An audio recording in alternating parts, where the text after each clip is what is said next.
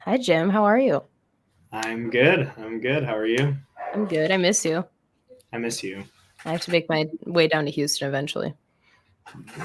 You should. There's a lot of good food. I'm coming up there tomorrow. I'll be there for like 2 days. The only good food you'll be getting is probably Portillo's. They're opening Portillo's in Houston, and I am so Really? excited. I was Oh, talking to my entire office about it today because like we are making a field trip because Houston's huge. So when you come down here, you'll see like it doesn't matter where you go, you're 40 minutes away from what you want to get to, just oh, because it's just super spread out. But the Portillo's that's opening is it's a good 30, 40 minutes from my office, and we will be making that trip out there. oh. That's a definite trip, especially since most people in your office probably have never had it. Nope. So There's it's a few definitely random needs to people in happen. my office that have had it. Did you know there's one in Florida? I think I did know that. There's like one in like there's just one in like a bunch of random states, and it's Like, like starting to make its way around. Florida. Yeah, like my friend was on vacation with his friends, and he's like, "Yeah, we just went to Portillo's." I was like, "What?" There's also a Culver's in Dallas. I guess I wouldn't think of Culver's being as exclusive, but I guess that would totally be more of a Midwest thing It than does feel less exclusive. I don't know yeah, why. It's like more fast foody. it is because I feel like Portillo's is more like a not a sacred thing, but like it's Portillo's, and then Culver's is like Burger King. Not to compare, but Culver's like feels you said, like like fast food chain. yeah, you walk into Culver's and you know you're in a fast food place. Portillo's, you walk Hmm. inside and you're like, this has an aesthetic. This has got a feeling to it. Yeah, give me my speakeasy music and my cheese fries, please. Exactly. Oh my gosh. So Jim, whatever you feel comfortable talking with us today, we can go down memory lane of when we were kids and grown up together because we were pretty much, I mean, as adults, not that we've grown apart, but like everyone's got their lives. Yeah. But as kids, like we were like siblings. We always did everything together. Yeah. Yeah. I think since moving to Houston specifically, I've felt it um, just being separated from everything more. I'm thankful. I will say I moved here right as COVID was happening. So I'm thankful because I think there's been a better virtual connection. Even just getting to have a conversation like this. For sure.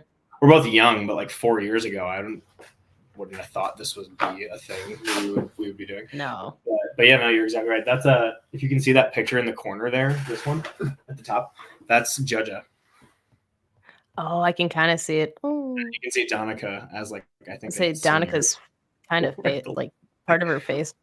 Yeah. Oh Uh, man. yeah. Oh, that makes me sad. That makes me want to go to. That makes me want to go to Rapids. I know. Makes me so sad. But yeah, no. Dive on into tell the people who is Jimmy Henry. So I'm from DeKalb, Illinois.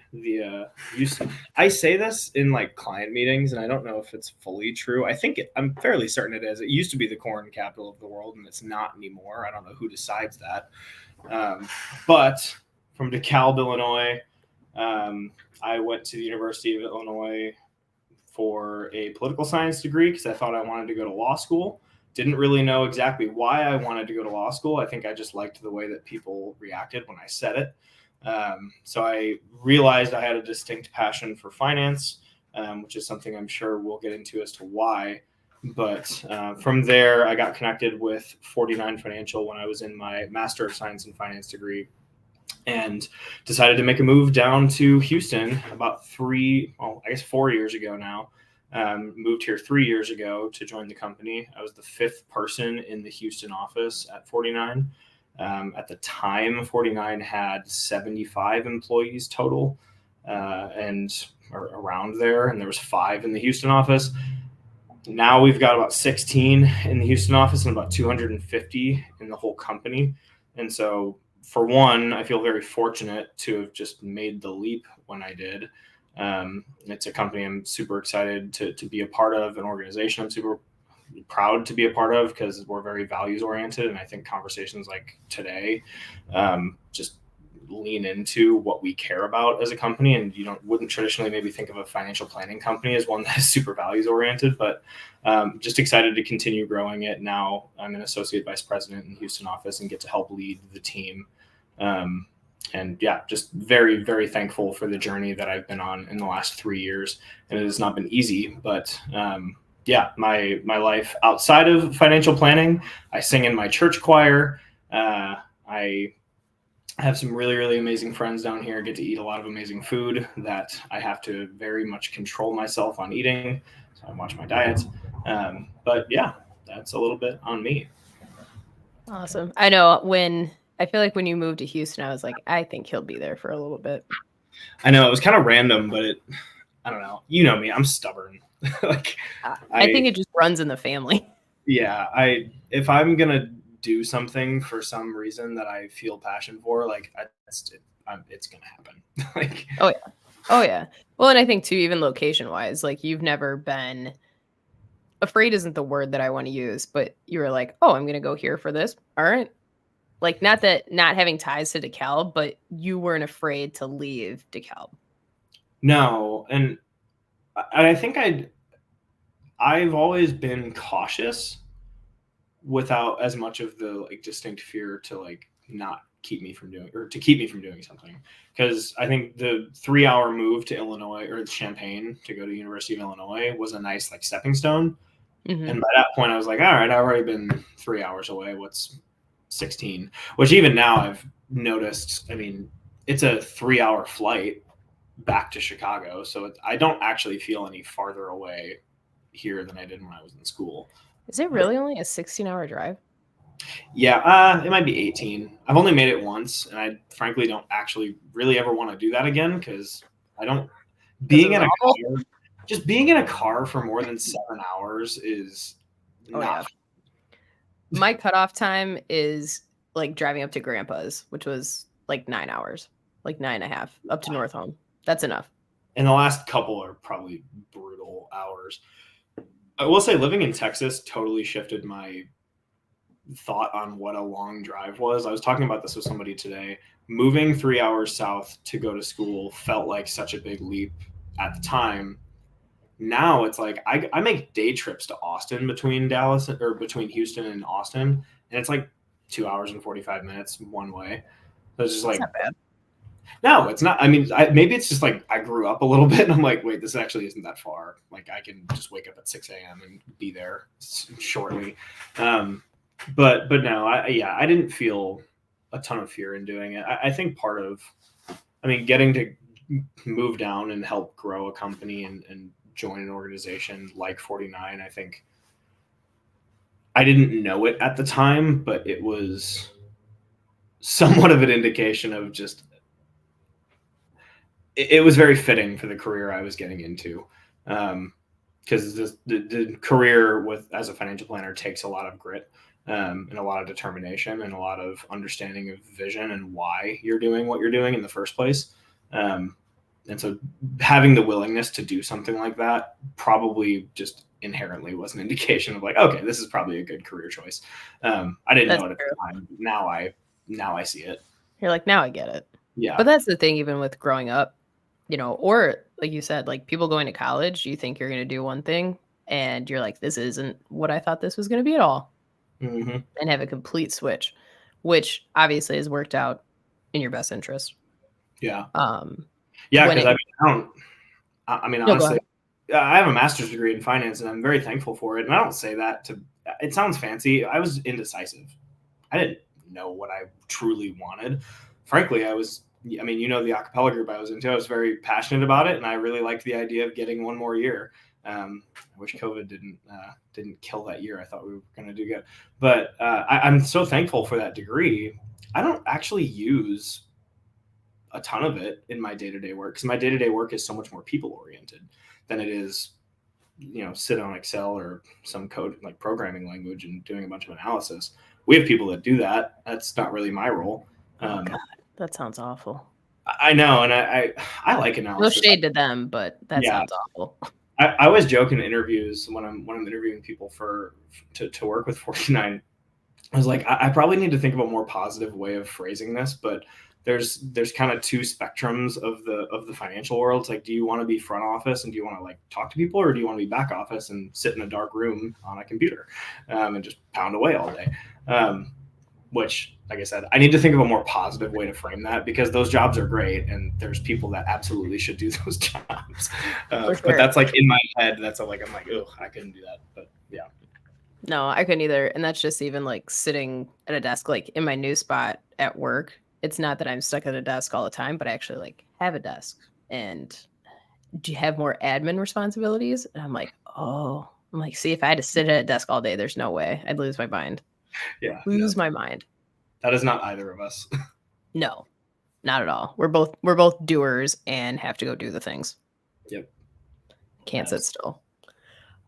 So tell me about, I know this will be, more mental health centered, but, and I know we briefly talked about it or even mentioned that finance was something that, kind of has a connection to you with kind of your upbringing and maybe a little mental health experience. Yeah. So to backtrack, I mean, I'm 27. So, right, we're both kind of at that age where when the 2008 financial crisis happened, we like kind of didn't know what was actually happening. All we probably knew was that our parents were more stressed than they normally were. We didn't even know that. We just felt it without even realizing it. Yeah. And so, I mean, yeah, my dad's company, he builds custom staircases. The more I talk about this with people, the more I realize how niche that whole, just what he does is. Like, he is an artist for stairs, which seems so random, but I mean, you've seen it. I mean, he's so good with his hands. He's so good. He's such a creative person. Oh yeah. In such a more tangible way than I think we generally think of. It's very inspiring for me, because I think it shows that you can work a job that someone might view as just a regular job, but still be an incredibly creative person. Whereas we view, oh, that person's just so creative, that's why they're, painting or making music. As much as I love that, you can be an incredibly creative person and still go work a job that you feel some passion for. And so all that to say, he's a custom stair builder. He more or less, to my understanding, got this job coming out of the Marines, working for a guy because he never felt like he knew what he wanted to do.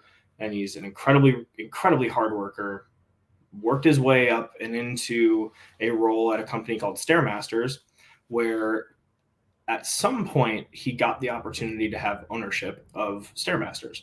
And I want to say maybe it must have been like 50-50 ownership or something with some guy who lived in like Arizona. So my dad was the one running the company. And as I've learned more about the structure of companies like this, he may have even had potentially more liability. I don't know that for sure. We could go ask him. But all that to say, he found his way into owning a business. And so he was entrepreneurial without even realizing that he was incredibly entrepreneurial and that he had some vision for something he wanted to accomplish. And so he found his way into this. And this is about 2004. So if you're tracking timeline wise, he kind of had built a life for my sister and I and my mom and I and himself that no one in our family had felt or had, at least in his life. And I look back on it now, and it was still so modest, but it was something. It was more than we'd ever had. I remember we moved into that the red house in Cortland, and we built it all. And he built this patio, and just it was such an awesome house. And then around 2007, the way he puts it is he was about a year away from just selling out of it and doing something else. Who knows? And then 2007, 2008 happened. Someone pulled the rug out from under him because he had no clue what. I mean, he didn't exactly know either why. He'd be the first person to tell you he's not a financial expert. And so within 6 months, the entire lifestyle that we had built just got flipped upside down and taken out from under us. And at that same time, Donica had just gone off to Millikan University to be a theater major. And so private university, chasing her dreams. My mom was in the middle of finishing her degree to become a Spanish teacher, which she's now been doing for, 2024? So 15 something years, which is awesome. It's crazy that it's been that long. I know. So we had just stacked up all these like bills, and we were like just achieving this like dream, right? And gone. And he had to go be a truck driver for 6 months just to keep like the way I felt about it. I was in 6th grade, but I felt like he had to go be a truck driver just to like somewhat maintain this lifestyle that we all kind of felt we had earned to some extent, or at least I could imagine in his head, like he really felt like he had earned that because he worked so hard. And some factor completely outside of him that he had zero control over took it away. Now, I think there's an element that I've learned a lot about ownership, where you can start to say, like, certainly there were things he could have done differently, and he would acknowledge that too. But I think for that portion of my life, it planted a ton of seeds in terms of why I would become really passionate about financial planning. Because in my day-to-day work, like if I'm solving problems, I'm too late. My job is to identify problems. My job is to say, hey, that's going to be an issue in 5, 10 years, 20 years, sometimes 30 years. Let's fix that now so that if something is to go wrong, you're not going to have that issue. And certainly there are times that I solve problems, but that in my head, I almost think of that as like, dang, what if I'd identified that a year ago? Or what if I had gotten in touch with that person sooner? What if we could have identified it quicker so that we didn't have to solve the problem? And so I think that is the true job of a financial planner, is to be able to identify issues like that and create solutions for them so we don't have to deal with things like that. And I look back at what my family experienced, and I'm thankful to say, I mean, my dad's gotten his business back off the ground now since like 2018. But it took 10 years to get to a point where they were able and willing to do it again. And so I think it's not as much on the mental health side for that specifically, but I do think it planted a ton of seeds in terms of what I would be passionate about, which led me to the journey of financial planning, which in itself is its own mental battle every day. And Lord knows what impact all of that had on my decision making to just do what I did in high school. Or I mean, I had a very odd journey through high school that you kind of saw bits and pieces of. Don't we all? Yeah, for sure.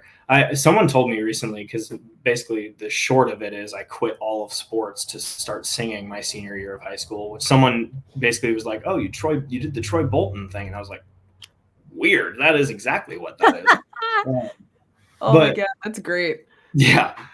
But it's like, who knows what impact, going from like feeling like we had the world available to us to having nothing available had on even just my willingness to like try new things and be uncomfortable in those years of your life when like being uncomfortable is just like a constant in high school. But I was constantly seeking comfort. And I still feel it today, where I'm constantly seeking comfort when I know that discomfort is exactly what I need to be seeking, because it's what makes me grow. And I'm thankful I'm like learning it. But yeah, that was just, I think in terms of just my family's journey, it's not as much directly to my mental health, but I absolutely think there's a lot of connections there. Do you think when you say like the feeling comfortable, is it comfortable, like the comfortability of it, or stability, or both, do you think? There's definitely an element of both. I think so. I would differentiate stability and comfort. In like, comfort is, it's easy. There's two paths available to me, and one is going to be harder, one is going to be easy. And I find that rarely is it better to go with the easy path. Oh yeah. Like I can't think of many situations in my life when the easy path is actually what I should do. For instance, today I got home at 6 to start, getting settled and getting ready. I was excited to talk to you. I could have left work a little bit earlier because we had a really cool event today. I was spending some time talking with people, but I could have left work a little bit earlier to go to the gym so that I could go to the gym before this, and then get settled around 6:30 and be ready to have this conversation. I didn't. In that moment, I chose, and part of it's because I have a flight tomorrow. But like you kind of always have this battle where it's like I could have made my day a little bit harder to go to the gym and prioritize that, and I chose not to because there was an easier path where I got to spend some time with coworkers that I really love talking to then get home leisurely because Houston traffic is a lot. But it's like a trivial example, but that's comfort to me. Stability is different in the sense of I think we always want stability. We seek stability as just humans, but at the same time, stability I almost equate to like stagnation. And like if you think of like a river, like water that's just like or actually compare like a river to a pool. If you just let a pool sit there and the water just sits there, what happens? It turns green, it just like starts to get dirty, whatever. Like I don't know exactly how pools work, but I know you can't just let the water sit there. Right. Whereas a river is constantly flowing water. I think of stability kind of like a pool where it's like, yeah, stability is great, but it's kind of a mirage too because I could have an awesome job that pays a great salary that gets ripped out from under me. No different than I could work a job that is more entrepreneurial where my income fluctuates a little bit, but I get more control over it and I can build stability. And we don't need to get into the details of like the financial planning industry, but that's kind of a little bit of the structure of the career where it's like, yeah, I like stability, but I don't want too much of it. Whereas comfort is something I kind of have to constantly fight because working out would have been better for me today, but there's plenty of reasons why I chose not to. It's not the end of the world, but it was a comfort. See, I think in my brain, comfort and stability go together because if I feel comfortable enough, like I have to try to think about how I want to word it because being comfortable and then having the stability linked to it, like almost like solidifies it for me. I can be comfortable and have that stability. And I think that's where people get stuck when they're like, oh, well, I'm comfortable, or I wouldn't go outside the box or do something that would make me uncomfortable, or I'd have to be vulnerable. Like vulnerability sucks because just even with my stuff over the past few years and trying to work through it, it's hard. And I'm glad that I've done it, but that's also become like my new comfort, or the things that I've worked past is like my new comfort. And I feel more stable, I think, even within myself, like my self-awareness, that it all just kind of comes together. I don't know. That's for me, at least. It's different for everybody. Well, and that's what I was about to say. It is totally different for everyone. And I actually, I say that, I referenced, I interview a lot of people and I mean, obviously I'm biased. I love my company. I love what I do. Not everyone should do what I do. That's just like being the police. Not everyone should be the police, and they won't be the police, And I think people want very different things sometimes. And so, and some of it even comes back to the definition, right? Because I think we actually both agree with each other on like stability versus comfort. It's just like a different way of looking at it. It's like where, the sun is shining down one direction and we're both just looking at it from other sides. It's like, it just looks a little different, but that's, yeah. No, I agree. And even like you said too, it's like someone could be interviewing for a position with 49 and then you're talking about the job description and all these things. They're like, this is not what I thought it was going to be. Same with being the police. I didn't know what to expect. My version of the police, or what I thought the police did, was completely different from what I've done now the past 8 years. And not that that's bad. It's just, this is different. It isn't just like cops on TV, or it's not just, like, I don't know, what Law and Order.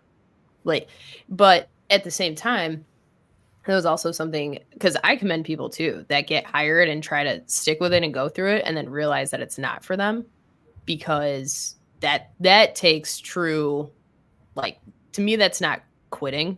Like, if you're like, oh, this is hard and like, that's different. But if if this isn't for you, I applaud people 100%. I think they learn more from that. Like I've seen people come into 49 that do really good work for a given amount of time, but eventually realize that, it's not perfectly for them. And I think that's a really, really great thing, because I think if you're a part of a really good organization, if you're a part of a great community, you're going to learn a lot as long as you put the energy in. And yeah, it may not end up being for you, like to your point, like people who really stick it out and try, like truly try, that's not really failure anymore. I mean, I think it doesn't really matter how you define failure. The point being, yeah, it didn't work out. That doesn't mean you didn't get a ton out of it. Yeah, right. And you can say that, hey, I did this and I gave it my best and I tried, and and it didn't work, or it wasn't for me, or I realized it wasn't for me, and there's no harm in that. Yeah. I completely agree. I think even, since we're talking about workplace things, that the idea of the workplace, or people thinking like, oh, if I quit this job, that, shame on me, or it's going to look bad, or hopping on to the next thing, or realizing that this isn't for you, or seeing that you have potential with a different company because you can grow. Like, I think our generation is, not as afraid to do that. Whereas in an older generations maybe like, nope, you got to stick it out. And I've been with this company for 35 years. And I think that's, I don't think it's totally done away with, but I think newer generations, I should really only say millennials, because I don't know about these Gen Z folk. I think I'm technically a Gen Zer, and I think you're a millennial. I've seen different things about what the cutoff is. I Oh. absolutely relate more with millennials. But I think I don't know. By some definitions, I might actually be a Gen Zer, which is funny because I don't relate at all. You're like, don't relate at all. Can't relate. But, even like in policing, like that was the thing where you did your 20 years or more, and then you retired and had your pension and enjoyed it for however long you lived after having that long of a career. But now people are realizing that either they're going to jump to other departments, or that I could do 10 years here and maybe invest in a pension and then go somewhere else. Like, I don't have to be stuck in this. Which is not a bad thing at all. I It's think, not. I mean, in my experience, though, and I almost feel like I'm maybe the pendulum swinging the other way, like the other way too far, and in terms of the way that I felt coming out of school. But I totally agree. Like, I think, yeah, the whole idea that you just have to be at one place for so long, especially in like a job where there's a lot of public service to it, like teaching, like teaching, policing. Like, yeah, if it's not fully for you, and you as a person can go provide value elsewhere and enjoy your life more, you should do that. Now, the problem that we may run into, right, is you get maybe like teachers where there's just not enough teachers. Mhm. Like, that maybe is its own other issue. But I totally, yeah, I love the idea that people are so much more conscious of, like, is this actually what I want to spend 40 hours a week doing? And in most jobs, a lot more than 40 hours. Right. I know you work, generally more than 40 hours. I certainly do. Yeah, typically, yeah.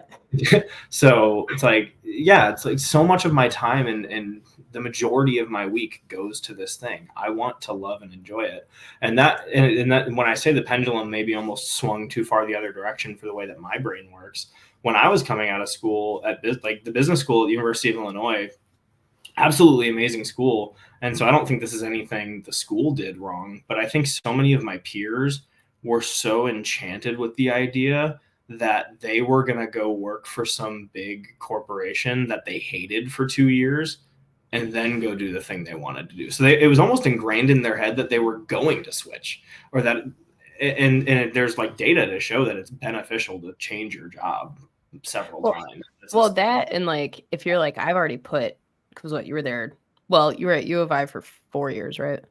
Yeah. But then you still did community college. So you've got 6 years of, 6 years of schooling. And then you're like finally at the home stretch and you're like, oh, I've just spent X amount of time working on this. Like, I guess I got to see it through. And if if it's not for me, or I want to do something different, I can go do that. But I don't know. I I just think was more people excited by, I just didn't want to go work for, I didn't want to go to something that I knew I wasn't going to like. So I was very particular when it came to like when I came across 49 and was like, oh, that's a company I want to build. Building a company was actually key in my decision making, because, or being a part of building a company was key in my decision making, because it meant that whatever canvas or whatever painting was in progress, I was going to get to make an impact on that painting's continuation. And if I was in the earlier stages of its progress, I got to have a say on what it looked like when it got closer to being complete, in that analogy. Which means that I almost, like, I have no doubt I'm going to be with 49 for the rest of my career. Like almost no doubt. And so, like, that's where I say, like, the pendulum almost swung far for me. Is like, yeah, I just spent that time thinking like, no, I don't want to, I want to spend my time doing that thing that I really love with organization I really care about. But not everyone, I mean, I feel so fortunate. Like, I got in touch with, I mean, you've met Steven. I got in touch with my mentor, Stephen Rayo. And we just clicked. I mean, we're going to be business partners for the rest of our careers. And that's, I'm so lucky for that. That's not normal. see, but even you talking about it, like, but you're excited, and then some people are like, oh, I got to spend 30 years at this place and then collect my pension when I'm 55 or 60, however old it is, because it's all different. But with that, even people being able to say, I'm going to go off and try to start this new thing. If we circle back to being comfortable in stability, say Limitless takes off, and I'm like, maybe I don't want to be the police anymore. That's Mm-hmm. that'd be huge. That'd be a huge risk. But it would Yep. also be something, if it ever happens, that would be something that I'd have to sit with, be uncomfortable with, and realize that there could be things that are different, but there could also be things that are beneficial. So who knows? Or Yeah. just even anybody, there's been a few people that since I've worked there, that have quit being the police.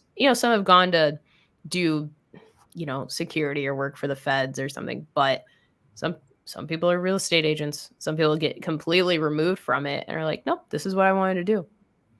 Yeah. And like you said, more power to them. Like, I'd never, for lack of a better term, shit on somebody for wanting to go do something that they wanted to do.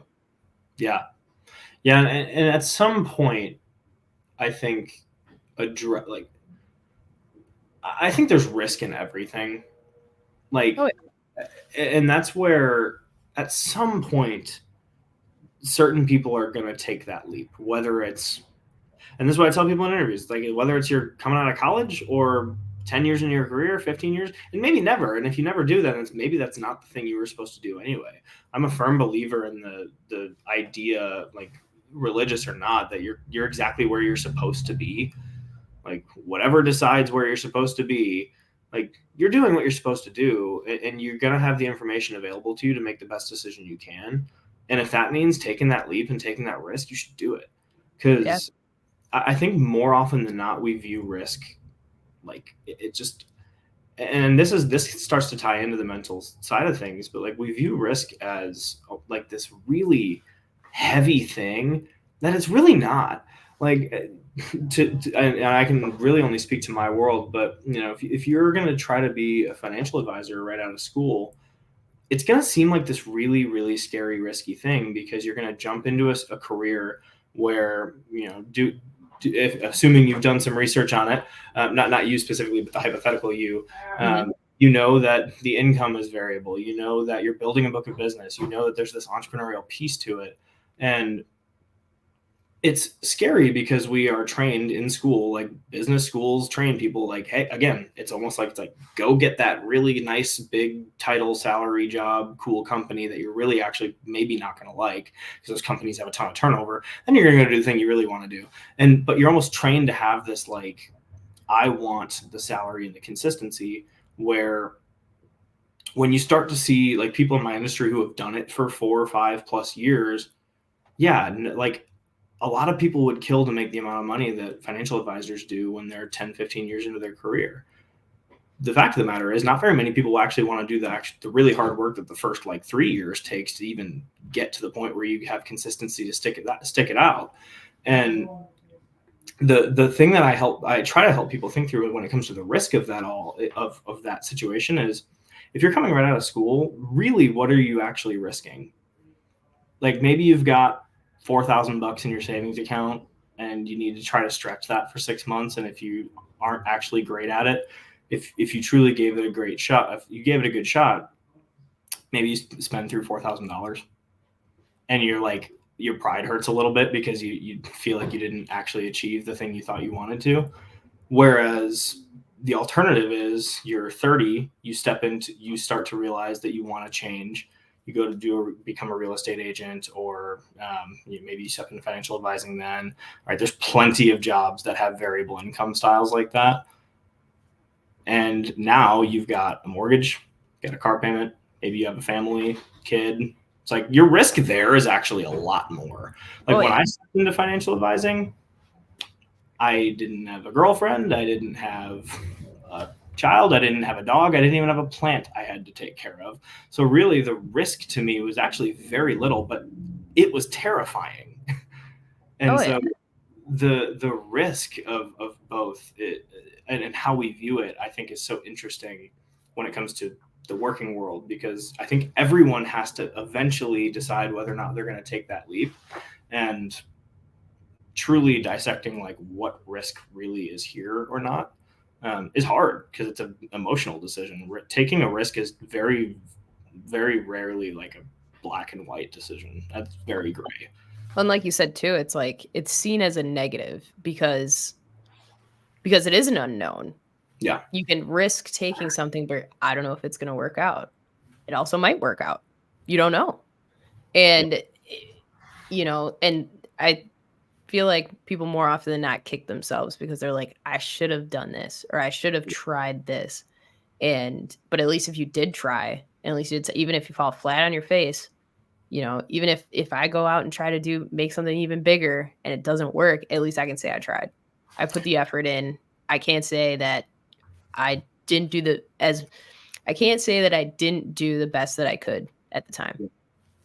Well, and I think you've probably already felt it several times with Limitless Momentum. There's things you've tried that didn't work. And 100%. And I don't even know what exactly those things are, but I'm sure it's happened because you've done it. You've done it for a couple of years now. There are things you tried that haven't worked. And I can't tell you how many people I've called that told me no. And early in my career, it hurt and it was hard. Now it's still hard, and it's still like, again, there's a mental battle every day to things that I have to do.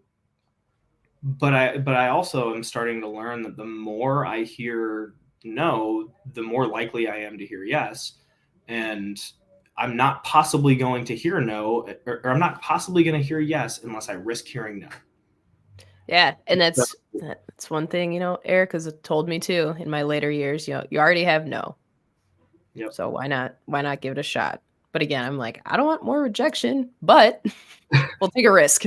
Yeah, it's I have a coworker who's kind of mentally talked through this, and it was actually from his therapist that he got this kind of perspective shift. But we constantly are thinking of like the what if on the negative side, but we never think of a what if on the positive side. It's like, man, what if I call this guy and what if he says yes?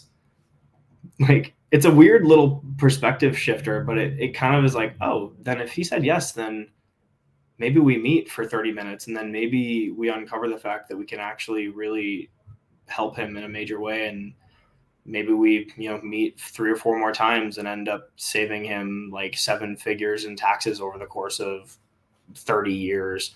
Or maybe, we put some protection in place that really helps his family, or maybe we help him invest differently or a little bit more creatively. And it's like, oh, I'm afraid of him just telling me no when the what if yes scenario has all these awesome outcomes. And all of that is like, okay, there's the financial piece to it, but that's not even to mention the great relationship you might get to build with that person and the peace of mind that you might bring them. It's like, yeah, why not just like try the thing. Because the more you try the thing and the more you just keep doing it, the more likely it is that the success and the vision that you want or have is going to happen. Yeah. And so it's very tangible in my industry. But I mean, I think that's, to your point, some people never take that shot.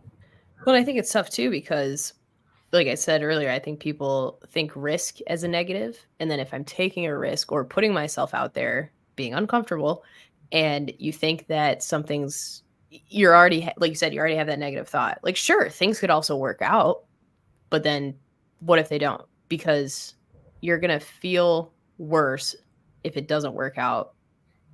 Like, that's going to obviously feel heavier if it doesn't work out than versus if it does, or if something comes from something. But like you said, even with stuff with Limitless Momentum, there's been stuff where I thought, even designs, like I'll share designs with my friends and I'm like, I think this is dope. And they're like, I'm like, okay, you know, like it's, but again, that's something that for me is great.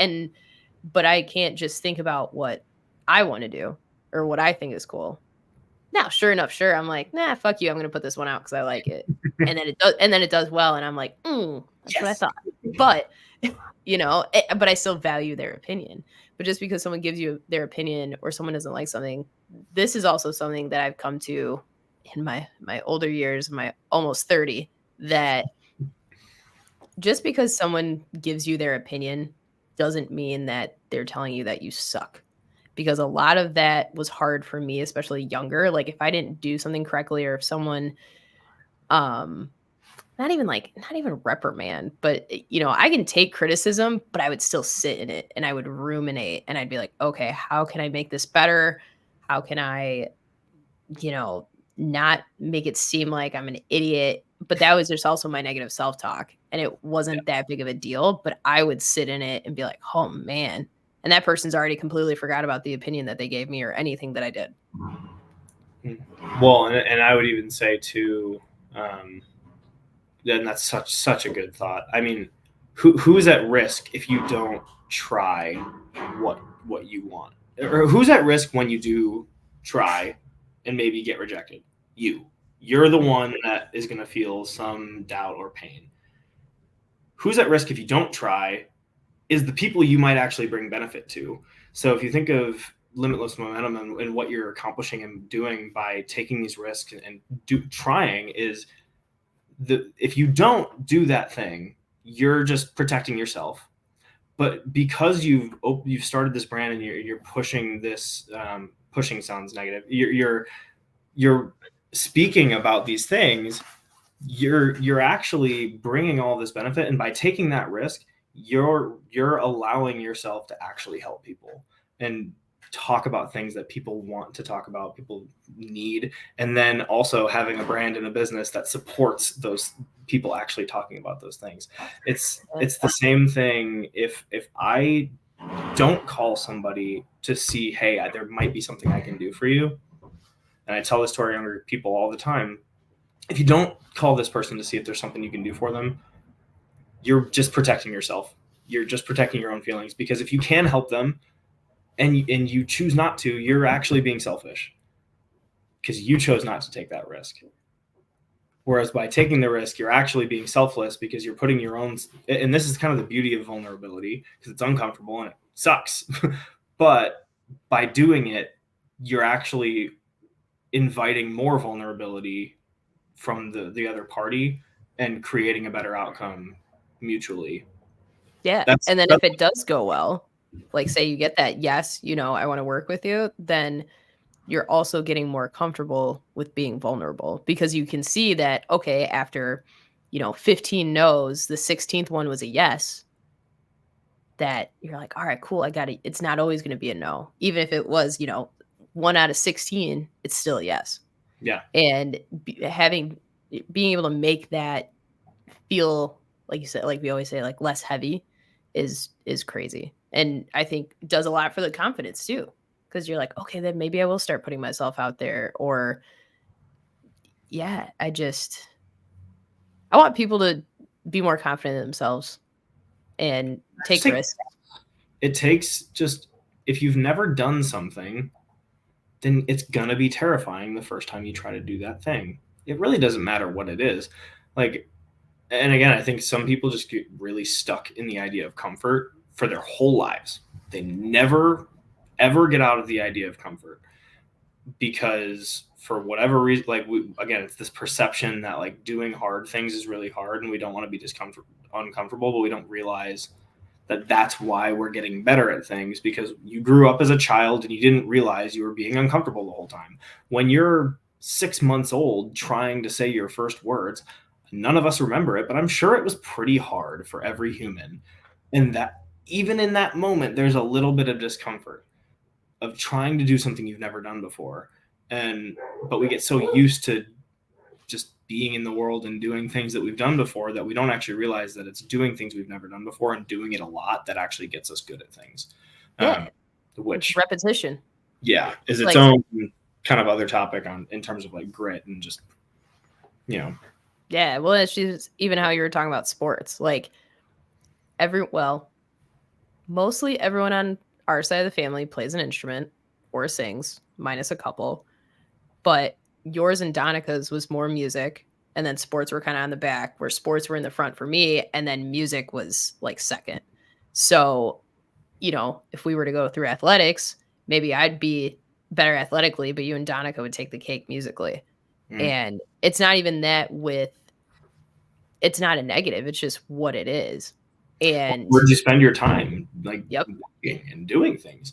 I love the sports piece because honestly, sports and music, I think, fall into this where we talk about this a lot at work, but there's also have you read Grit by Angela Duckworth? No, but I've seen it and it's on the list to read. Such a good book. That and The Obstacle is the Way by Ryan Holiday. Those two books speak about this idea of grit. The Obstacle is the Way speaks about it a little bit more philosophically. Grit is a little bit more like a scientific approach to it. But it all comes back to this idea that like we have a really distinct insecurity about working hard as humans, in my opinion. And you look at like LeBron James or Caitlin Clark or like any number of different like really great athletes that are out there. We love to think it's like, man, Caitlin Clark is like the best female basketball player I've ever seen. She's amazing. People can't do what she does. She's just so talented. Or LeBron James, man, that guy was born to play basketball. There are plenty of 6'8" people in the world that are not named LeBron James that are not the best basketball player of all time.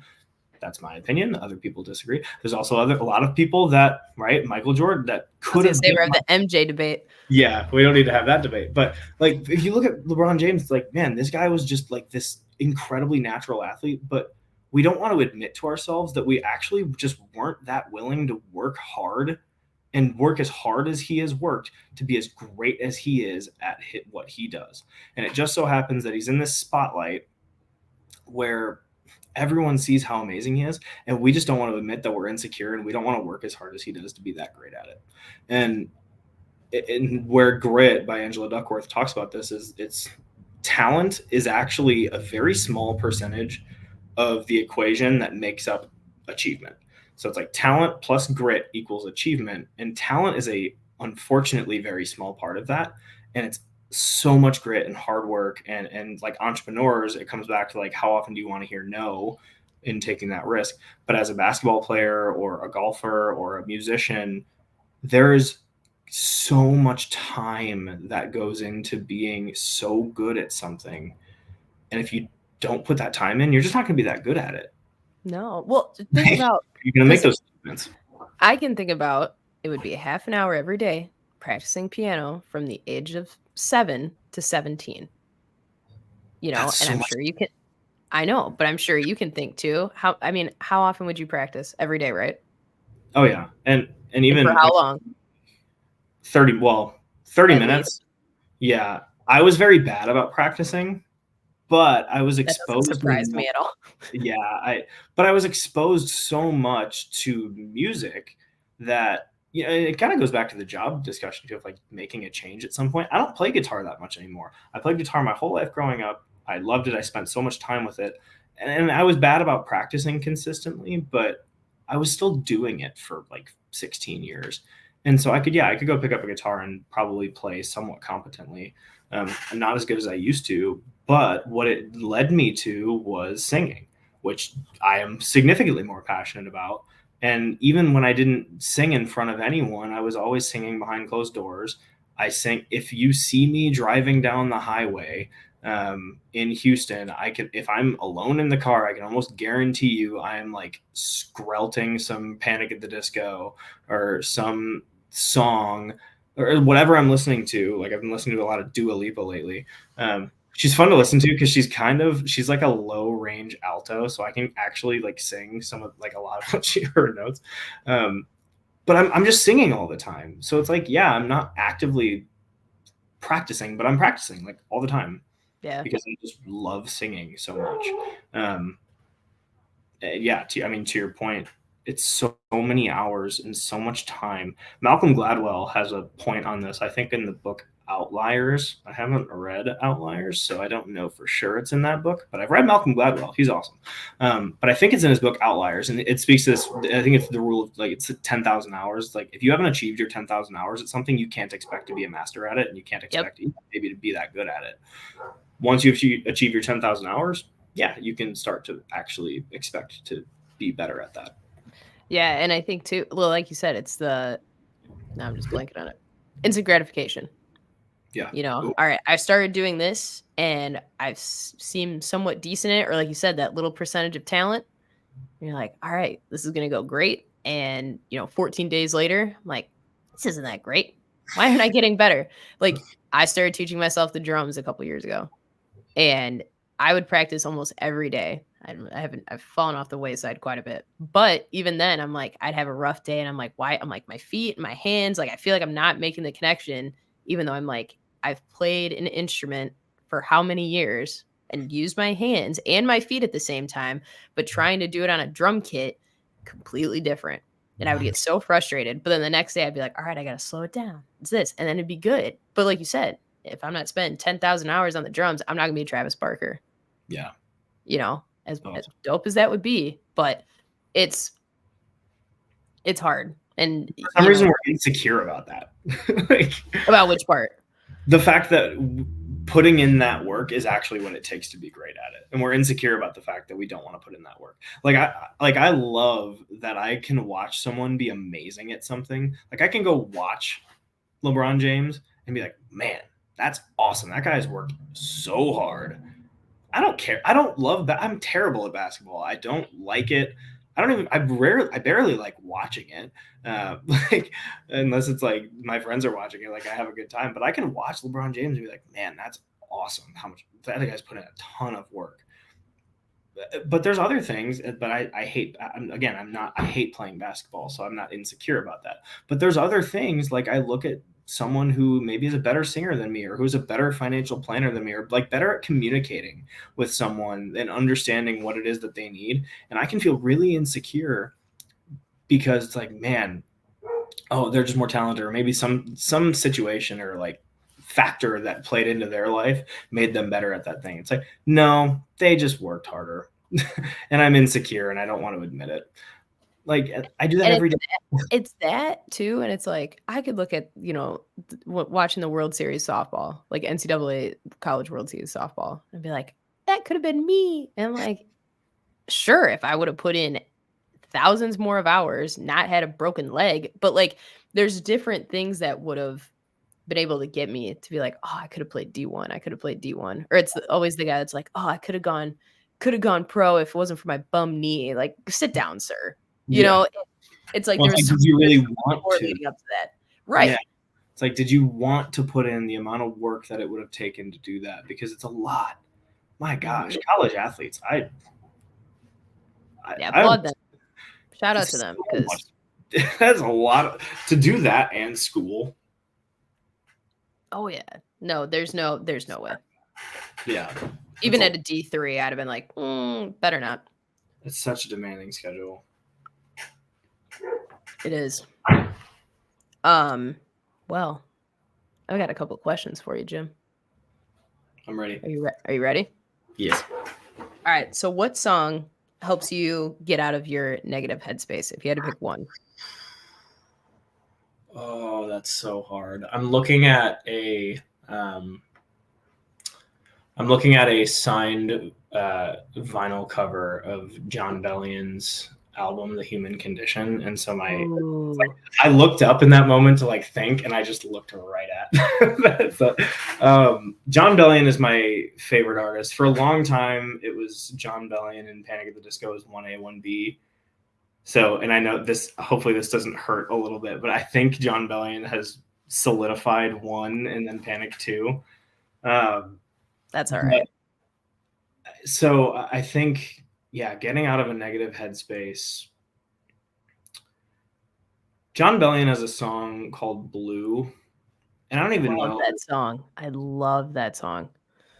I don't know exactly. I mean, I'm sure if I went and analyzed the lyrics, it would like reveal to me truly what the song is about. But when I think of one of the main lyrics is like "fall into your blue," I think there's a beauty to the idea of just like you're feeling what you're feeling right now for a reason, and it's valid, and it's okay to like lean into that so that you can understand it. Like this goes back to the idea of vulnerability, but I think I've always really connected with that song and loved that song because even just the way it's written, the way like just the fall into your blue, it's just so like melodic. It's a ballad, but then it kind of steps up and it's got these upbeat moments. It's like when I think of the hardest parts of my career, the hardest parts of my life, I was willing to be vulnerable and open up to somebody and talk to someone about what I was struggling with. And that person was able to help me get through that. And if I wasn't like leaning into the fact that what I was going through sucked and I needed someone to help me, then I would have tried to do it on my own and I would have failed. And so I'll be honest, when you asked that question, I didn't like have that answer in my head, but when I think of Jon Bellion songs, that song immediately comes to my head. If I give you a much more simplistic answer, This Is Gospel by Panic at the Disco. I'll take both. Yeah. This Is Gospel by Panic at the Disco is what I credit with me just getting really passionate about singing. So if I'm ever in a staircase where there's really good acoustics, that's the song I sing because it sounds so cool. And I remember a time in my life when I couldn't sing that song, and I worked really hard. Like I sang it all the time, like basically blowing out my vocal cords to try to sing it. And the first time I like actually could, I was like, "Whoa, that's cool!" So that song just like always kind of lifts me up a little bit. But those are my two. That's my like complicated and my less complicated answer. My less complicated. No, I love that because I feel like you introduced me to Jon Bellion for sure, and I think me just constantly listening to Panic since 2005 was somewhat an influence on you. But I would agree. And even it's funny because I was going through my vinyls the other day and I found that I have just like the single vinyl of the piano version of This Is Gospel. And I'm like, man, this one it just hits so differently. And I could play it on a loop constantly. I could listen to it all day. That is such a good version of it. Anyone listening to this has not heard the piano version of This Is Gospel by Panic at the Disco. Stop what you're doing. That is an amazing song. It is. And the video is also funny because it's just like a bunch of food falling on a really nice white piano and ruining it. Yeah. And I'm like, is that Kool-Aid? Is that windshield wiper fluid? I don't know what just flew across his face. Yeah. No, that's so good. It's gonna be linked in the show notes.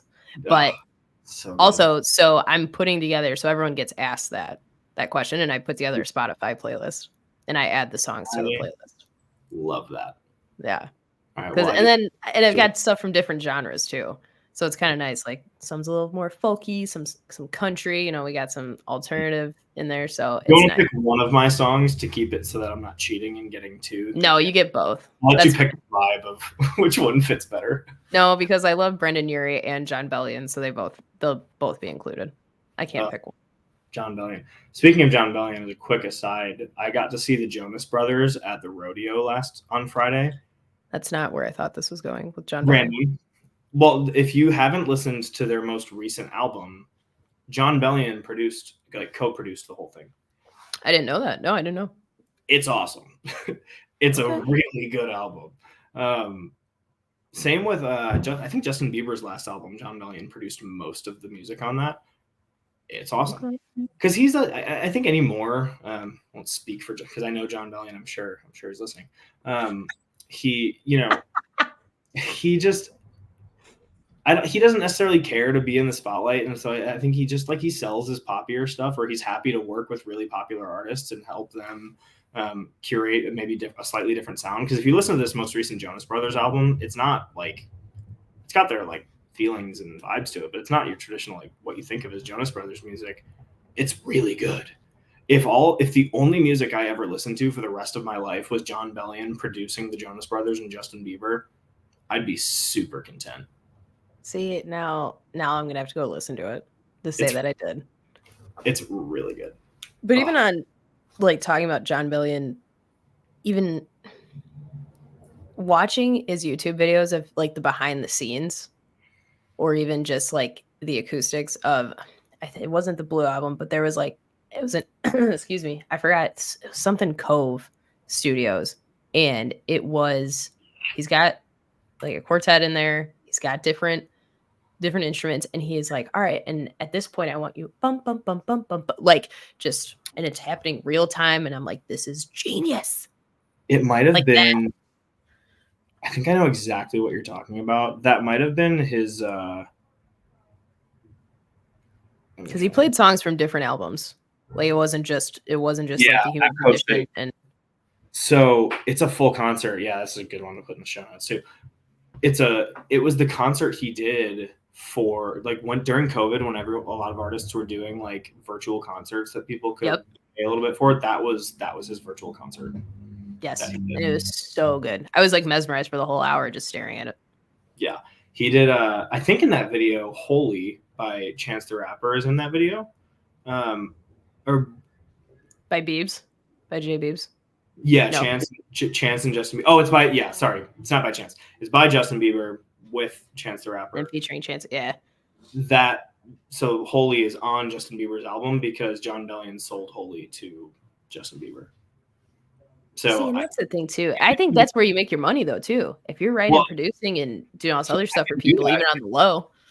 He's happy to do that as an artist because he doesn't actually want to be famous. Like he's married, but almost no one knew about it when he did get married. I don't know that he's got this super loyal following. I don't know that anyone's ever seen his wife. He could have kids for all we know. And I think he likes that. Like he lives in New York. He wants to just like live his life and not be bothered.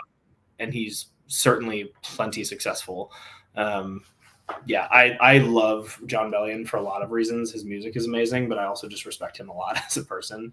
But yeah, I thought that video had "Holy" in it, but I think you're right. The story that I heard from it, and I don't know if this is fully true, but is that he performed it live at a like in-person concert and told the crowd, if anyone records this and leaks it, I'm selling it. Someone recorded it and leaked it, so he sold it. And well, what did he think was going to happen? Yeah, I don't know, but because I love Justin Bieber, I love Chance. I like Jon Bellion's version better. There's another "Graveyard" by Halsey is another song that Jon Bellion wrote. That it's an awesome song. I heard on that virtual concert, there was like a VIP thing that he probably just hasn't released the recording of it. He played his version of "Graveyard" by Halsey, and I was like, well, I can never listen to the original again because this one's awesome. Or I can't listen to Halsey's version ever again because Jon Bellion's is so cool. See, I like Halsey too. She's up there. Yeah, I was going to say, I really like Halsey, but I'm just like biased and love Jon Bellion. So now I'm like, I wish I could hear that again. So Jon Bellion, if you are, I'm sure it's out there somewhere. I would love my email, james.henry@49financial. Would love that file. I won't send it to anyone. She's like, yeah, you're like, I won't send it to anyone, so you don't sell it. Yeah. Well, even though it's already sold, but yeah. All right. The next one's a little deeper. Sure. So what is your purpose? I was thinking about this. My mom, my grandfather, my grandmother, who neither of us have ever met technically, because she passed away when my mom was 9, but they are all educators. They're all teachers.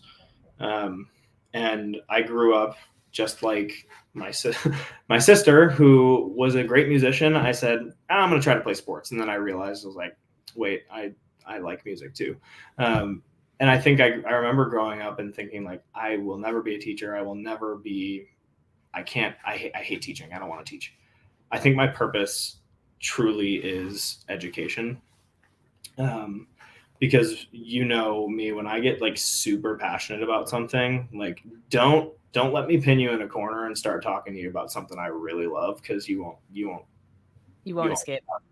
um and I think part of that is because I really want the things that I really love, the things that I just like am super passionate about. I want other people to like understand them and know about them, and especially in what I do for work. I think it connects really nicely to what I do for work, in the sense that, yeah, I don't know that I necessarily want to be a teacher. I wouldn't be shocked if one day I end up just like in academia, like as a professor, after I've decided to retire from financial planning at some point later in my career.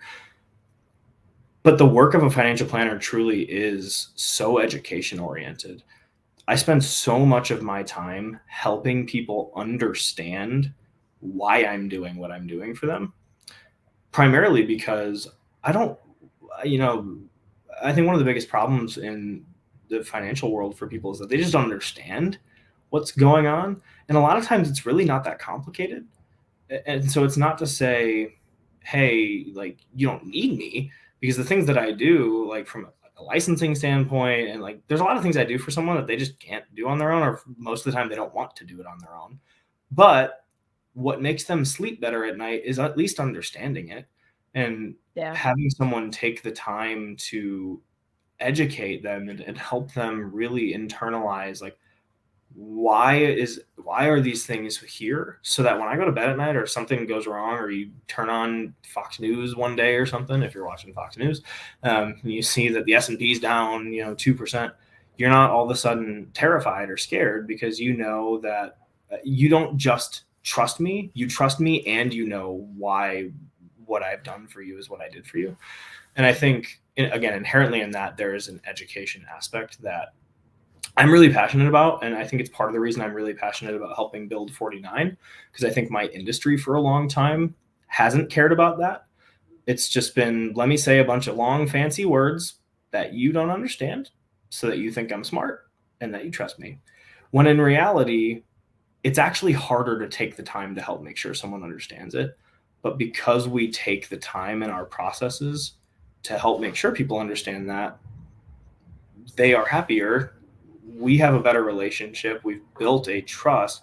Like, I think it's just the way my industry should be. And I think it's where my industry is headed. It's not just 49. It's not like we're some unicorn. I think a lot of companies in the financial services industry are headed this way, with things like AI, technology, like a lot of the black and white, like just analysis side of things can be somewhat automated, more likely than not. What can't be automated is like emotions and how someone feels, and it takes someone who has emotions and feelings to understand that. And so, all that to say, I think my purpose has a lot to do with education. Whether it's helping someone understand something and really understanding that that's what makes their life simpler, or just even things as simple as, like, I love learning. I love reading. I'm constantly seeking out new information. And I think, again, when it comes to purpose, I think it just connects to the idea that I just want to help other people learn things that I'm passionate about. And if it's in my job, and my job is to be passionate about that thing so they can go do the thing they love, that's great. Or if it's, hey, you really want to understand this concept so that you can do it on your own, heck yeah. You want to talk about Brandon Sanderson's Cosmere fantasy world? Like, yes, let's go talk. I would love to educate someone around that. So that's, I don't know if you have further thoughts or questions on that, but that's. No, I think that's perfect. Cause like you said, you're talking about it and being confident in the fact that you're like, I have this knowledge, and what I want to do is help people, and I want to help people understand that I'm trying to help them, and then explaining how you're going to help them. Yeah. I think that's big. And like you said, even finance, you know me, we've chatted. I have no idea what the fuck's going on.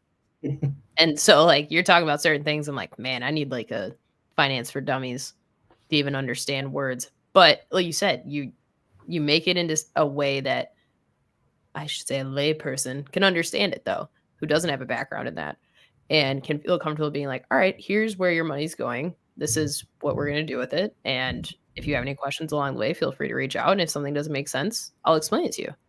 Mhm. And I think that people actually taking the time to do that is huge, because people don't. Or like you said, that was more the thing of the past.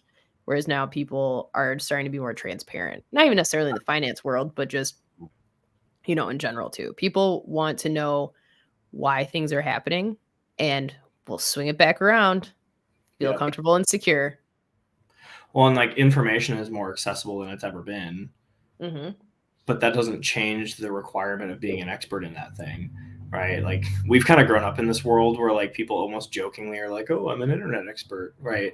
And while that you can certainly learn a ton, like the barrier to entry of expertise, or like this 10,000 hours piece that we're talking about, that hasn't changed.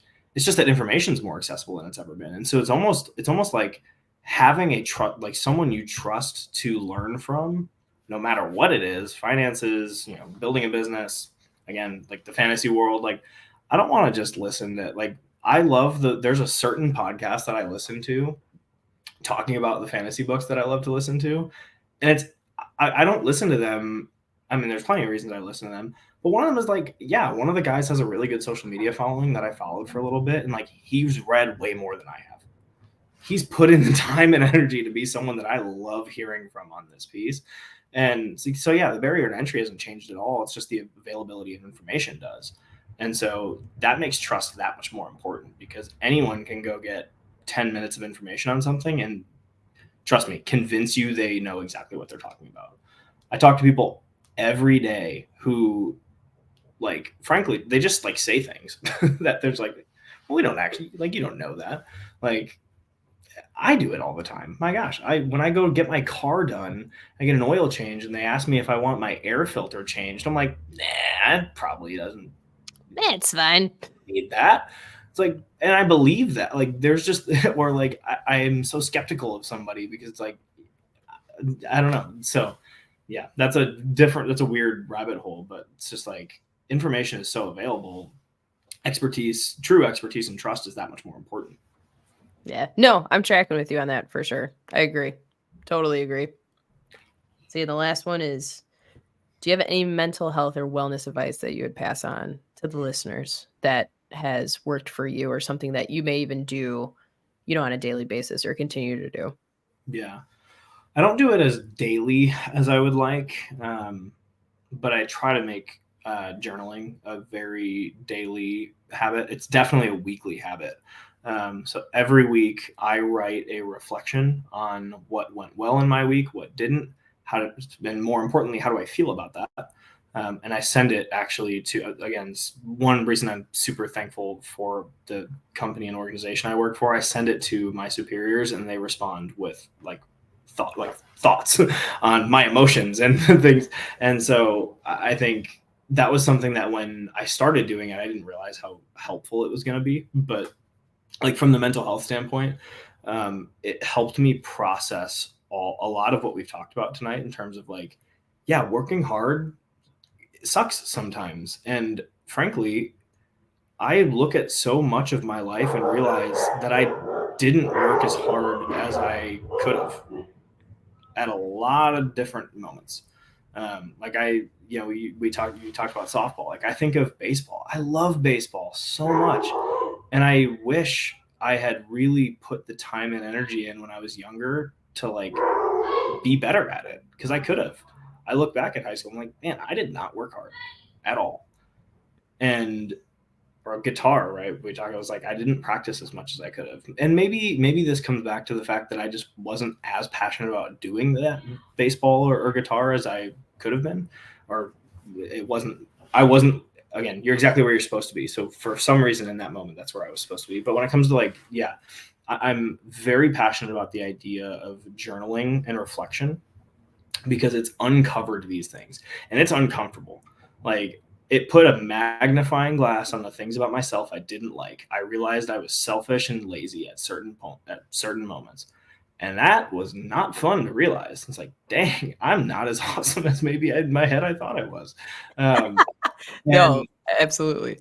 and I attest that, yeah, it all kind of started with reflection, and part of reflection, or like journaling, is starting to internalize truth, because we lie to ourselves all the time.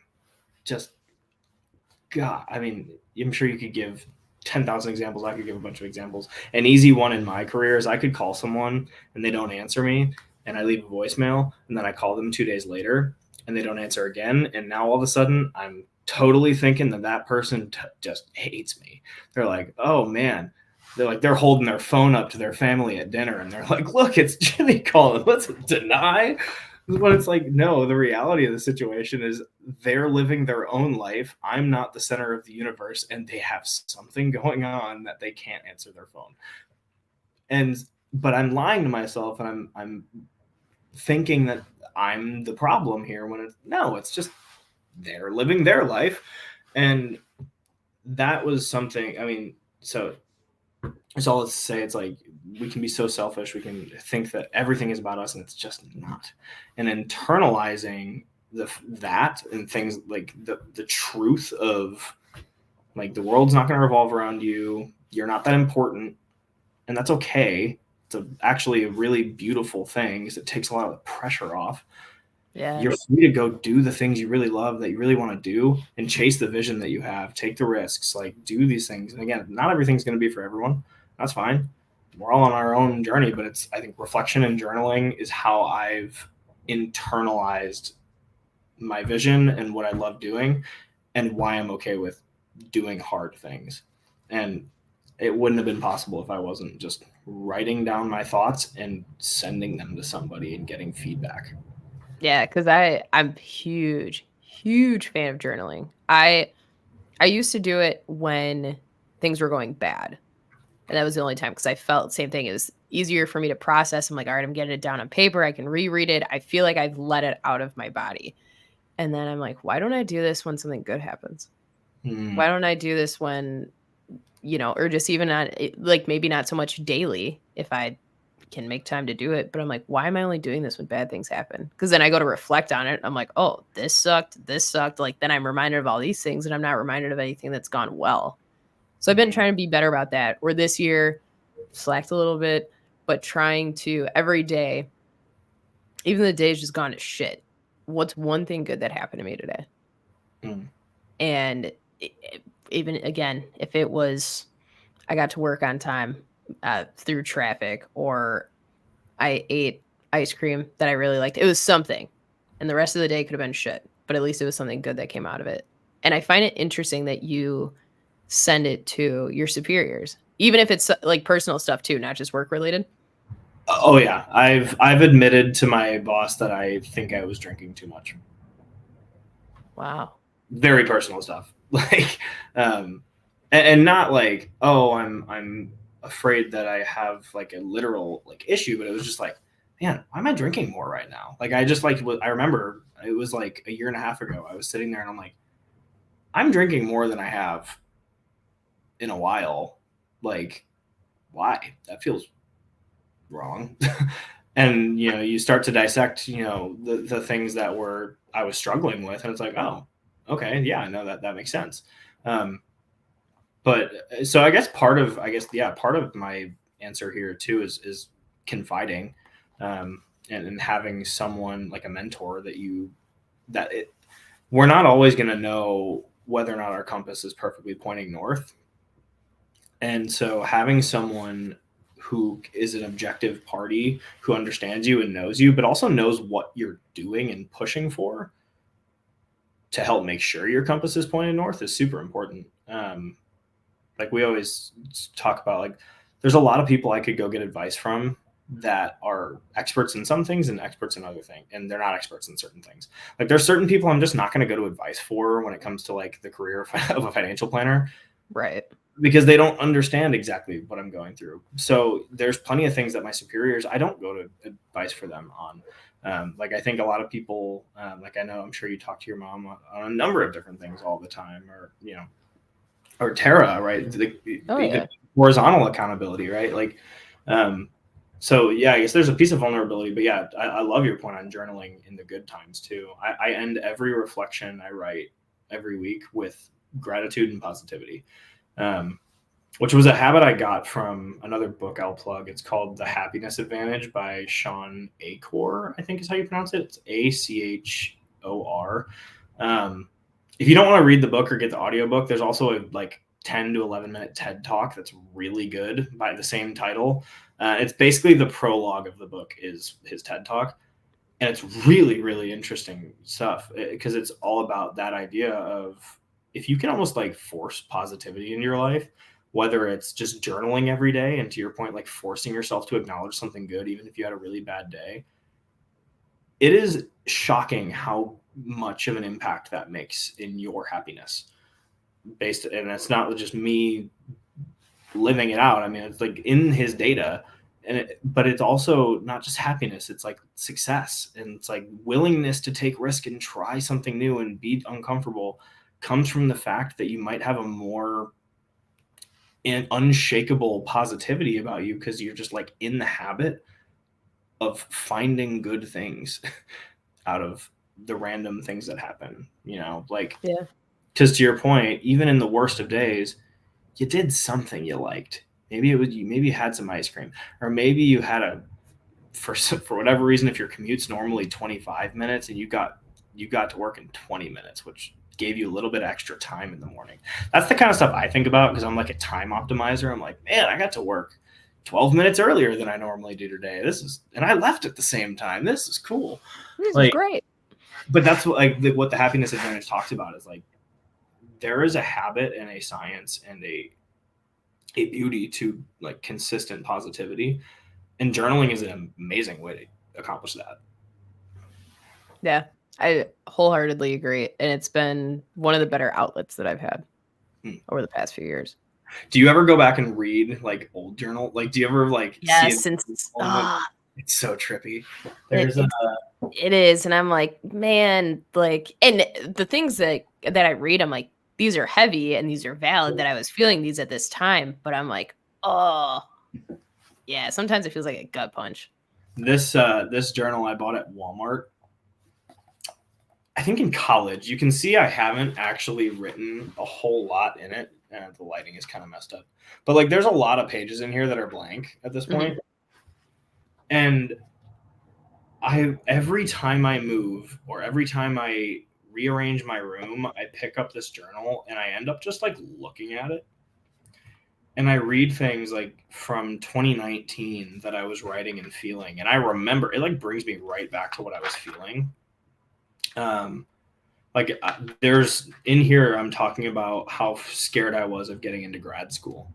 And I remember that month of my life now, even as I sit here talking about this, I'm like, wow, I was terrified of not getting into grad school. I wasn't even thinking about the fact that a year and a half later, I was going to move to the other side of the country and do, a really hard job. And now this is like a journal that I just go to anymore. That it's funny, but I only write in here. The last entry I wrote was September 30th of last year. So I come back to it almost like once or twice a year when I just see it sitting there and I just like write something in there. And I got this thing at like Walmart for like $4 because in college, I remember seeing some video or something talking about journaling and gratitude and positivity and telling myself I need to get something where I can write it consistently. And I haven't even been that consistent with this, but it started a habit of reflection and journaling that I now journal. I have another journal that I actually do write in pretty consistently, but this is almost like special kind of journal where like 30 years from now, I'm going to be able to look back at this thing when I move for some reason and be like, whoa.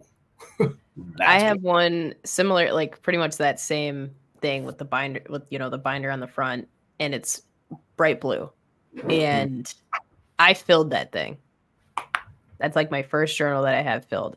But that was also in one of the hardest times of my life. And I have not brought myself to read that one. I'll read the one that I'm currently filling, but I haven't brought myself to bring that. And it's not because I don't want to relive it or You don't have to. anything. I'm just no. But it's something like I didn't throw it away. Once I finished, I wasn't like, oh, all right, now we can burn this, or Yeah. throw it away. Like I'll hold on to them Oh, because I'm sure you might read it eventually. I think never I really will. I think I yeah. will. And But that's yeah, again going back to the idea of you're exactly where you're supposed to be. When you do read that, there's going to be some reason that you do, and it could very well just be. I mean, knowing you, I think we're very similar in this. Life is just a series of peaks and valleys, but you and I almost like are just continually falling forward enough that the last valley is always lower than the next one. yeah, To some extent. And that's not always the case, right? There's no absolutes. Like I can tell you when my lowest valley was. It was 2 years ago and more or less like right now. I brought on my largest client like 3 months later. And so that was definitely, I think, the lowest valley of my whole life. Even going back to like mentally how I felt in high school, because I think this was like a true, like I felt confident in my identity. I felt confident in all these things, but it was like I was struggling, and so that valley was really low. But even still, it's like I'm falling forward to the extent that like I can go back and read things I wrote at that time in my life and realize that like, wow, I've come a long way. And it's like that valley is not as bad as the one I'm in now. no, or it's completely different. This valley is not as bad as the one I was in then. Or like, the things I wrote when I was in college, stressed out about getting into grad school. The things I'm stressed out about now, if you told me I would be stressed out about those things when I was in grad school me would have been really excited. Grad school me would have been like, oh my God, Jimmy, you did you got to that. You're doing that. That's so cool. Whereas in my world, I'm like, man, this is stressful. This is hard. But that's, I think I love that you have one that you don't want to read yet. I think that's actually pretty exciting because it's like, there's a reason you don't want to read it yet. And that's okay. Like that's okay. And that's when you do, there's going to be a reason you're ready to read it. And it's because you're falling forward and you're making progress. Yeah, it's probably going to be when I finish the current one that I have. And I'm like, all right, I'm going to stack it on top of this one. And I'll be like, well, let's just take a gander. And then I'll, sit and cry and see how I felt, however many years ago. But I love saving them. I've even got I've got so many different like random journals that I wrote in. And this is just a funny it's a random point, but I bought a Moleskine notebook on Amazon and I was really annoyed because it was single-sided paper. that's right? weird. So I flew through writing through that one because I was like, well, this just kind of threw off the timeline of everything because the stupid single-sided, like why does anyone want that? No, and I can't even think of single-sided paper. Like, you know what I mean? Everything's always double-sided. It was so weird. Like lined paper is always double-sided. Yeah, I was like, this is not what I wanted. Different. Like, this is bullshit. So now I save all of them and I'm like, no, I just flew through this one in like 3 months. Yeah. No, but that makes me happy that you also have an outlet though. And that's what works for you. And it's different. Like we said it earlier, it's different for everyone, right? Like journaling is going to look different for everyone. Even the reflections that I write, I'm hesitant to give people a template of that reflection because there's like some of it's very tangible to my job and some of it's not, right? Some of it's very emotional and just talking through things. And everyone's like, but the reflections I started with when I first started my career to what they look like now is totally different because I've been on a 3-year journey of refining the things that I need to be thinking about and talking through to get to like the best version of myself. And that's different for everyone. Even with something as simple as journaling, I'm hesitant to like give people the exact template that I use because I think you have to go on a journey of figuring out what works for you. And I don't even use a template. I just write. Like it's like word vomit. I just whatever I got to get out. And then I'll try to end it on a positive note. But no, usually I'm just like, this happened today, but I definitely do that. That's my like personal journal. Yeah. My reflections are more like, they are work oriented, but I'm writing about like my bosses don't respond to this part because they don't care about the fantasy books that I'm reading. But I even write about the fantasy books that I'm reading because it's part of my like renewing activities in a week that make me excited to wake up and do hard things the next day. It's because it's like, I came home and I read this like really confusing fantasy book that I have to like talk about to process what's going on. So yeah, I think to your point, it's like I'm thankful that I've gotten these different outlets because I didn't even realize how helpful they were going to be. I just remember in my first week, Stephen Rayo sent me a email saying, hey, here's some things that would be really helpful to think about. A lot of people at our company have this habit of reflection. Would love to see you write, this stuff out and, send it to Josh and I. And I did. And now it's been just one of my favorite things that I do every single week, not just for my work. And that's great. Even just having that, even feeling comfortable enough to do that in the workplace or with your supervisors and have them, also be receptive and supportive of you is huge. And as always, I'm thankful for you and our relationship and everything too. And you coming on today, and it's been nice. No, this has been awesome. I love getting to talk about this stuff with you because I just feel like we're just hanging out. I know. This is like a regular conversation anytime you're home. I think this literally is. I feel like I forgot this was being recorded. It's true though. And that's the thing. I like that even though, we're family, but you feel at ease enough that we're just having a conversation. And then it is. We're just having a conversation. There's no pressure. I think we've always gotten along so well because we, one, are so comfortable with each other, but two, I think one of the cool things about why this conversation is so fun is like, this is also us just like making, like, we just have always pushed each other too. Like we are constantly doing things together that are like, again, we're like making each other. It's like we constantly, when we just have conversations, we're just making each other better. Like, yeah. I feel like every single time, like hearing the things that you've gone through and been through in your job remind me that's like, man, I don't have to deal with that, and maybe it's true. It's like, because that is not what I was built to do. And likewise, there's so many people that I talk to that are like, man, I'm glad you like finance because I don't.